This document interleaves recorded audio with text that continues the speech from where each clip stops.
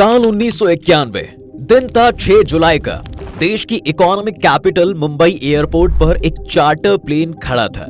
Airport पर किसी भी प्लेन का खड़ा होना कोई बड़ी बात नहीं थी, लेकिन खास बात यह थी कि भाई इसके आसपास रिजर्व बैंक ऑफ इंडिया की कई वैनें खड़ी थी, तो वहीं वहां कई लाल बत्ती वाली पुलिस की गाड़ियां भी मौजूद थीं और इन सभी वैन्स और प्लेन के आगे पीछे सैकड़ों आर्म्ड सिक्योरिटी वाले अपने मॉडर्न वेपन्स के साथ इसकी सिक्योरिटी में तैनात थे। दरअसल इन वैन में कई टन गोल्ड रखा हुआ था, जिसे चार्टर प्लेन से फॉरेन ले जाया जा रहा था गिरवी रखने के लिए, और इस काम को बड़े ही सीक्रेट मेथड से रात के अंधेरे में किया जा रहा था। सीक्रेट मेथड इसलिए क्योंकि भारत सरकार देश की जनता को इसकी भनक नहीं लगने देना चाहती थी। इस समय देश के प्राइम मिनिस्टर नरसिम्हा राव थे और फाइनेंस मिनिस्टर मनमोहन सिंह। लेकिन इस खबर की भनक एक पत्रकार को मिल गई और अगले ही दिन यह खबर न्यूज़पेपर के पहले पन्ने पर थी, जिसकी हेडलाइन ने देश की धड़कनें बढ़ा दी। अब सवाल यह है कि यह पत्रकार था कौन जो इतनी सुरक्षा के बाद भी वहां तक पहुंच गया। साथ ही इससे भी बड़ा सवाल यह है कि सरकार जनता से छुपाकर गोल्ड क्यों गिरवी रख रही थी, इसके पीछे क्या कारण थे। तो जानेंगे इन सभी बातों को इस वीडियो में। बने रहिए हमारे साथ वीडियो के अंत तक। देखिए, आज दुनिया के सबसे अमीर देशों की लिस्ट में भारत 3.469 ट्रिलियन अमेरिकी डॉलर के साथ विश्व में 5वें स्थान पर है। देश का कुल फॉरेन एक्सचेंज रिजर्व्स 606.86 अरब डॉलर है और इस मामले में भारत का 5वां स्थान है। वहीं आरबीआई के अनुसार भारत सरकार के पास मौजूद कुल गोल्ड रिजर्व्स के मामले में भारत का विश्व में 9वां स्थान है और इसका मूल्य 47.577 अरब डॉलर है। ये देश की इकोनॉमी की स्ट्रॉन्ग सिचुएशन को दर्शाता है। लेकिन आज से 33 साल पहले साल 1991 में भारत की इकोनॉमी सिचुएशन इसके ठीक बिल्कुल विपरीत थी। यानी देश का खर्च चलाने के लिए यहाँ का रिजर्व गोल्ड विदेश में गिरवी रखना पड़ा था। इस समय देश के पास केवल 20 दिनों के इंपोर्ट बिल का पेमेंट करने के लिए फॉरेन करेंसी बची हुई थी। भारत की ये स्थिति एक दिन में नहीं हुई थी, बल्कि ये पहले से चली आ रही थी। जी हाँ, इस पर किसी भी सरकार ने कोई ध्यान नहीं दिया।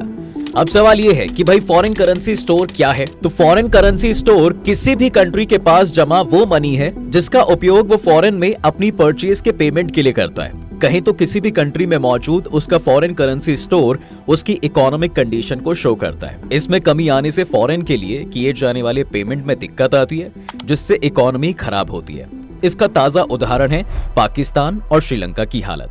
साल 1991 में भारत के साथ भी ऐसी स्थिति बनी थी जब देश का गोल्ड गिरवी रखना पड़ा था। 6 मार्च 1991 को प्राइम मिनिस्टर चंद्रशेखर सिंह ने अपनी पोस्ट से रिजाइन दे दिया, लेकिन केयर टेकर प्राइम मिनिस्टर के रूप में बने रहे। पहले से चली आ रही फॉरेन एक्सचेंज रिजर्व्स की प्रॉब्लम अब ज्यादा बड़ी हो गई थी। संकट की इस घड़ी में देश के पास रखा हुआ सोना एक बार फिर से सोना साबित हुआ। साल 1991 में पहली बार 21 मई को सोना गिरवी रखा गया था। इस समय ऐसी स्थिति हो गई थी कि भाई भारत के इंटरनेशनल मार्केट में डिफॉल्टर होने का खतरा हो गया था। इस मुश्किल घड़ी में फाइनेंस मिनिस्ट्री के जॉइंट सेक्रेटरी वाई.वी. रेड्डी ने एक एडवाइस दी कि स्मगलर से जब्त 20 टन यानी 20,000 किलो सोना गिरवी रख सकते हैं। गोल्ड गिरवी रखने का निर्णय प्राइम मिनिस्टर चंद्रशेखर सिंह, उनके financial adviser Manmohan Singh, finance minister Yashwant Sinha और रिजर्व बैंक ऑफ इंडिया के गवर्नर एस वेंकटेर मनन के साथ मिलकर लिया गया था।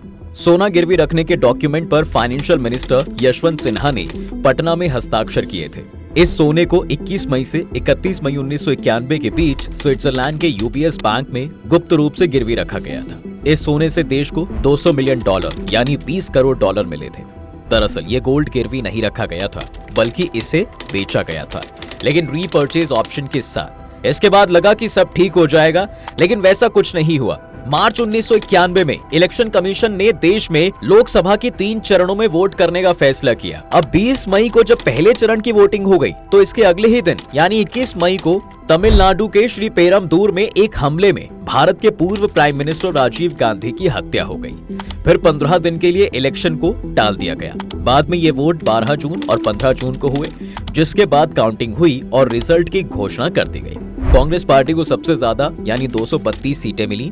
इसके बाद 21 जून 1991 को ही कांग्रेस के पीवी नरसिंह राव ने देश के 9वें प्राइम मिनिस्टर के रूप में शपथ ली थी। इसी सरकार में फाइनेंस मिनिस्टर बनाए गए डॉक्टर मनमोहन सिंह। और फिर इस गवर्नमेंट के सामने एक बार फिर पेमेंट क्राइसिस उत्पन्न हुआ।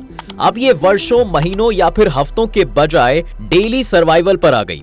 आईएमएफ यानी इंटरनेशनल मॉनेटरी फंड ने भी लोन देने से इनकार कर दिया। और पहले से चल रहे लोन को भी रोक दिया गया। अब समस्या और गंभीर हो गई। कर्ज देने के सवाल पर इस समय IMF ने भारत के सामने कुल 25 शर्तें रखी थी, जिनमें भारत की अर्थव्यवस्था को खोलना और गवर्नमेंट कंपनी में डिसइन्वेस्टमेंट करना शामिल था। इस समय भारत सरकार ने मना कर दिया था। अब देश के पास अपने इंपोर्ट बिल का पेमेंट करने के लिए केवल 20 दिनों की फॉरेन करेंसी बची हुई थी। क्राइसिस की इस घड़ी में सोना एक बार फिर से खरा सोना साबित हुआ। देश ने केवल $400 मिलियन के बदले में 47,000 किलोग्राम यानी 47 टन सोना गिरवी रखने का फैसला किया। इसे 3 इंस्टॉलमेंट में फॉरेन भेजना था। अब इंग्लैंड और जापान के बैंकों के साथ सौदा तय हो चुका था, लेकिन इन दोनों बैंकों ने शर्त रखी कि हम सोना तभी गिरवी रखेंगे जब वो भारत से बाहर किसी देश में रखा होगा। मतलब ये वायदा कारोबार जैसा नहीं है कि पेपर में कह दिया गिरवी तो गिरवी, गोल्ड भी हमारे पास होना चाहिए। सरकार इनकी शर्तों को मान गई। शर्तों के अनुसार 6 जुलाई 1991 को पहली बार भारतीय हवाई जहाज 25 टन सोना लेकर लंदन पहुंचा, ताकि उसे बैंक ऑफ इंग्लैंड के पास गिरवी रखा जा सके। अब एक हफ्ते बाद फिर से 9.8 टन सोना लंदन भेजा गया और 18 जुलाई को 12 टन सोना इसी उद्देश्य के लिए लंदन भेजा गया। अब भारत ने कुल ऐसे करके 47 टन सोना गिरवी रखकर $400 मिलियन का कर्ज ले लिया। हालांकि इस एग्रीमेंट में ये तय किया गया था कि भाई भारत इस गोल्ड को दोबारा खरीद सकता है, यानी भारत के पास जब पैसा आएगा तब लोन और उसका ब्याज देकर वापस ले लेगा। साल 1991 में मई से लेकर जुलाई तक भारत सरकार ने कुल 67,000 किलो यानी कि 67 टन सोना गिरवी रखकर कर्ज लिया था। अब समस्या ये रही थी कि भाई साल 1991 में जुलाई वाली ये डील करीब 47 टन गोल्ड की थी। इतना गोल्ड देश से चोरी छिपे कैसे ले जाया जा सकता था? चोरी छिपे इसलिए क्योंकि देश की जनता को भनक नहीं लगने देना चाहती थी भारत गवर्नमेंट। फर्स्ट शिपमेंट में 6 जुलाई को मुंबई एयरपोर्ट से इंडियन एयरप्लेन के द्वारा 25 टन सोना लंदन भेजा था, लेकिन फर्स्ट शिपमेंट में ही इंडियन एक्सप्रेस के एक जर्नलिस्ट शंकर अय्यर ने इसकी पोल खोल दी। बाद में उन्होंने बताया कि वो एक सूत्र से जानकारी मिलने के बाद में मुंबई एयरपोर्ट पहुंच गया इस खबर की इन्वेस्टिगेशन करने के लिए। फिर हमने एयर ट्रैफिक कंट्रोल से काफी सारी इंफॉर्मेशन पता लगाई। एयरपोर्ट पर रिजर्व बैंक ऑफ इंडिया की कई वैन खड़ी थी, जिसे आर्म्ड सिक्योरिटी ने घेर रखा था। इस बात पर ऑफिसर ने कहा कि इतनी सिक्योरिटी कभी पहले नहीं देखी है। शंकर अय्यर के मुताबिक एयरपोर्ट के निचले कर्मचारियों और ऑफिसर्स को भी ये नहीं पता था कि भाई प्लेन में जो सामान लाद कर बाहर भेजा जा रहा है वो गोल्ड है। जब तहकीकात की गई तो एकदम कंफर्म हो गया था कि यहाँ से गोल्ड विदेश ले जाया जा रहा है। अब यहाँ उन्होंने गवर्नमेंट सीक्रेसी में सेंध लगा दी। इस बात की खबर उन्होंने इस समय के मशहूर अंग्रेजी न्यूज़पेपर इंडियन एक्सप्रेस को दे दी, जिसके लिए ये काम करते थे। न्यूज़पेपर ने अपने पहले पन्ने पर 8 जुलाई 1991 को इस रिपोर्ट को छाप दिया। इस खबर को लिखने वाले जर्नलिस्ट वी शंकर अय्यर उस दिन न्यूज जगत के हीरो बन गए थे। इस खबर ने देश के लोगों की धड़कनें बढ़ा दी, क्योंकि ये पल हर भारतीय के लिए इमोशनल था, क्योंकि देश के खर्चों को पूरा करने के लिए गोल्ड गिरवी रखना पड़ रहा था, वो भी चुपचाप, देश को बिना बताए। लोगों को यकीन ही नहीं हो रहा था कि भाई जो देश कभी सोने की चिड़िया कहा जाता था, उसे अपना सोना गिरवी रखना पड़ रहा है, और वो भी चोरी छिपे। जाहिर है कि गोल्ड गिरवी रखने पर आलोचना तो होनी ही थी, और बहुत कुछ हुआ भी ऐसा। इस खबर ने देश की पॉलिटिक्स का टेम्परेचर बढ़ा दिया था। इस खबर के बाद भी 18 जुलाई 1991 को 12 टन गोल्ड फॉरेन भेजा गया। इसके 6 दिन बाद 24 जुलाई 1991 को इकोनॉमिस्ट से सीधे फाइनेंस मिनिस्टर बने डॉक्टर मनमोहन सिंह ने देश का बजट पेश किया। अब आप सोच नहीं सकते कि भारत जैसा विशाल देश की पूरी इकोनॉमी को पार्लियामेंट में पेश करना फाइनेंस मिनिस्टर बने डॉक्टर मनमोहन सिंह के लिए कितना कष्टकारी रहा होगा। बजट पेश करते हुए इन्होंने खुद इस इकोनॉमिक प्रॉब्लम को एक्सेप्ट किया था। उन्होंने पार्लियामेंट में कहा कि दिसंबर 1990 से ही फॉरेन एक्सचेंज रिजर्व्स में गिरावट आ रही है। अभी मात्र 2,500 करोड़ रुपए के फॉरेन एक्सचेंज रिजर्व्स केवल 2 सप्ताह के इंपोर्ट के लिए ही हैं। इस कारण से हमें गोल्ड गिरवी रखना पड़ा है, लेकिन आप भरोसा रखिए ये मुसीबत बहुत जल्द खत्म हो जाएगी। अब लगभग 19,000 शब्दों के अपने बजट भाषण में मनमोहन सिंह ने साहसिक आर्थिक सुधारों की एक श्रृंखला पेश की थी। भारत को अब सोशलिस्ट मॉडल से हटाकर ओपन मार्केट के युग में प्रवेश करने की बात कही, यानी अब ओपन इकोनॉमी को अपना लिया, जिसका सिद्धांत था survival of the fittest. Bharat में चल रहे सोशलिस्ट मॉडल में गवर्नमेंट ही सब कुछ तय करती थी। किसी प्रोडक्ट का कितना प्रोडक्शन होगा, उसे बनाने में कितने लोग काम करेंगे और उसकी प्राइस क्या होगी, ये गवर्नमेंट तय करती थी। भारत के इस सिस्टम को लाइसेंस परमिट राज के नाम से जाना जाता था। 24 जुलाई 1991 को भारत की इकोनॉमिक फ्रीडम का दिन कहें तो ये कहना गलत नहीं होगा, क्योंकि इसके बाद सोशलिस्ट मॉडल के नियमों को बदल दिया गया। जी हाँ, अब ओपन इकोनॉमी में प्राइवेट कंपनीज को फ्रीडम देने, प्राइवेट एंटरप्राइजेस को बढ़ावा देने, गवर्नमेंट इन्वेस्टमेंट को कम करने और ओपन मार्केट को बढ़ावा देने का निर्णय लिया गया। इस बजट में सरकार एलपीजी यानी लिबरलाइजेशन, प्राइवेटाइजेशन और ग्लोबलाइजेशन का कॉन्सेप्ट लेकर आई। लिबरलाइजेशन का अर्थ है बिजनेस में गवर्नमेंट इंटरफेरेंस को कम करके मार्केट पर निर्भरता को बढ़ाना, यानी यहाँ किसी वस्तु की कॉस्ट मार्केट तय करेगी।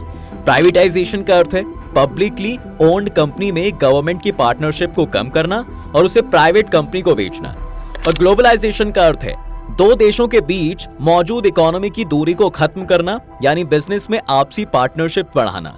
इकोनॉमी की दृष्टि से ग्लोबलाइजेशन के प्रोसेस के तहत एक देश से दूसरे देश तक वस्तुओं और सेवाओं की आवाजाही में आने वाली बाधाएं समाप्त हो जाती हैं। बजट में यह निर्णय लिया गया दोस्तों कि 34 इंडस्ट्री में फॉरेन इन्वेस्टमेंट 40% से बढ़ाकर 51% किया जाए।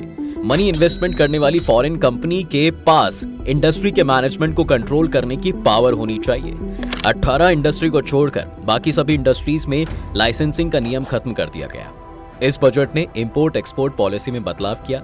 इंपोर्ट ड्यूटी को 300% से कम करके 150% की गई, जबकि एक्सपोर्ट ड्यूटी 220% से घटाकर वो भी 150% किया जाना तय हुआ।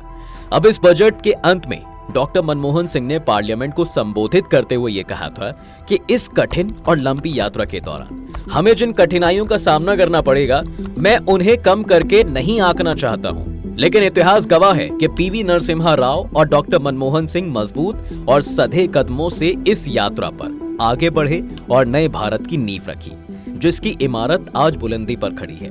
लेकिन दोस्तों, इस बजट से पहले ही prime minister P V Narasimha Rao ने उस फाइल पर हस्ताक्षर किए थे जिस पर भारत को उन 25 शर्तों को मानने की बात कही गई थी। आईएमएफ ने भारत के सामने कुल 25 शर्तें रखी थी, जिनमें भारत की अर्थव्यवस्था को खोलना और गवर्नमेंट कंपनी में डिसइन्वेस्टमेंट करना शामिल था। गवर्नमेंट कंपनी का डिसइन्वेस्टमेंट किया गया, बड़ी मात्रा में फॉरेन इन्वेस्टमेंट आया, कंपनी फलने फूलने लगी, करोड़ों नई नौकरियां बाजार में आ गई और करोड़ों लोग पहली बार गरीबी रेखा से ऊपर उठे। गवर्नमेंट के पास भी काफी पैसा टैक्स के रूप में आया। इसके बाद वर्ष 1991 में ही विदेशों में गिरवी रखा 67,000 टन सोना दिसंबर 1991 तक भारत वापस भी आ गया। इस समय देश के prime minister P V Narasimha Rao और finance minister doctor Manmohan Singh ही थे। साल 1991 भारत की विकास यात्रा का वो महत्वपूर्ण साल है जहां से न केवल इकोनॉमिकली बल्कि सोशली, रिलीजियसली और पॉलिटिकली रूप से भी बहुत कुछ बदल गया है।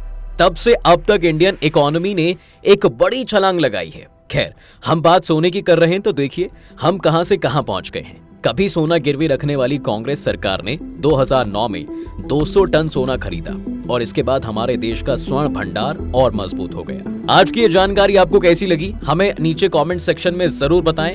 अगर आपको वीडियो पसंद आया है तो इसे लाइक और शेयर करें और अगर आप इस चैनल पर नए हैं तो इस चैनल को सब्सक्राइब कर दें और ऑल नोटिफिकेशंस को ऑन कर लें ताकि आपको हमारे आने वाले सभी वीडियोस मिल सके। चलिए मिलते हैं फिर से एक नए वीडियो में एक नए टॉपिक के साथ। तब तक के लिए नमस्कार।